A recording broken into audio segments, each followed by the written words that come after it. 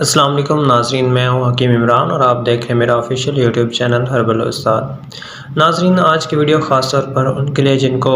بچہ دانی کے مسائل کا سامنا کرنا پڑتا ہے، جن کو بچہ دانی کے کافی سارے مسائل ہیں،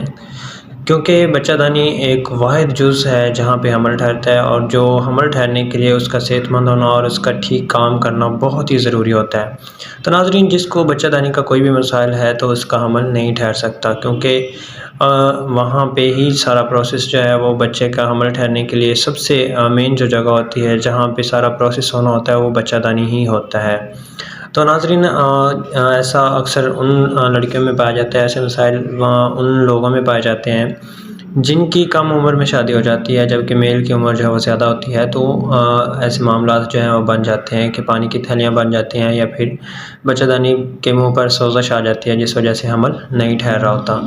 تو ناظرین، آگے بڑھنے سے پہلے آپ سے گزارش کروں گا کہ میرے چینل پر جو نئے ہیں میرے چینل کو سبسکرائب کر دیں اور بیل آئیکن کا بٹن دبا دیں تاکہ مزید میری ویڈیو آپ تک پہنچ سکیں، اور ایک لائک ضرور کر دیجیے گا تاکہ آپ کا پیار ہم تک پہنچ سکے۔ تو ناظرین، ایسا ہے کہ جب بچہ دانی کے منہ پر سویلنگ آ جائے گی یا پھر اس کے اندر پانی کی تھیلیاں بن جائیں گی تو آپ کا حمل نہیں ٹھہرے گا، آپ کا حمل نہیں ٹھہر سکتا۔ تو اس کے لیے آپ کو میرے مزید ویڈیو ہیں جن کے اندر جو ہے یہ بتایا گیا ہے، میں نے بتایا ہے اس کی سویلنگ کو کم کرنے کے لیے میں نے نسخہ بھی بتایا ہوا ہے، یا پھر آپ کسی اچھی گائنیکولوجسٹ کو اپنا چیک اپ کروا کر الٹرا ساؤنڈ کروا کر بھی پتہ لگا سکتے ہیں کہ کیا مسئلہ ہے۔ تو اس کے علاوہ ناظرین، آپ کو ایک اور چیز کا خیال رکھنا ہے، وہ یہ ہے کہ آپ نے ہم بستری کرنی ہے تو اوولیشن ڈیز کے اندر کرنی ہے، تاکہ ایگ ریلیز ہو رہا ہو، ٹھیک ہے، اور آپ جو ہے اس وقت ہم بستری کریں اور مرد کے سپرم جو ہے وہ مل کر ایگ کو فرٹیلائز کر دیں۔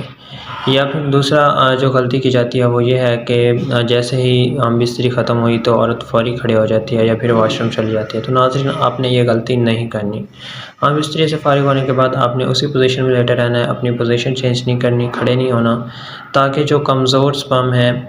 جو سپرم آپ کے ابھی تک یوٹرس تک نہیں پہنچے، بچہ دانی تک نہیں پہنچے، وہ پہنچ جائیں، کیونکہ انہیں پہنچنے کے لیے تھوڑا ٹائم درکار ہوتا ہے۔ تو مرد کے ریلیز ہونے کے فوری بعد ہی کھڑے ہو کر واش روم یا پھر کھڑے نہیں ہونا، آپ نے ان چیزوں کا خیال رکھنا ہے۔ تب تک کے لیے اللہ حافظ، ملتے ہیں ایک نئے ویڈیو میں ایک نئے ٹاپک کے ساتھ۔ اللہ حافظ۔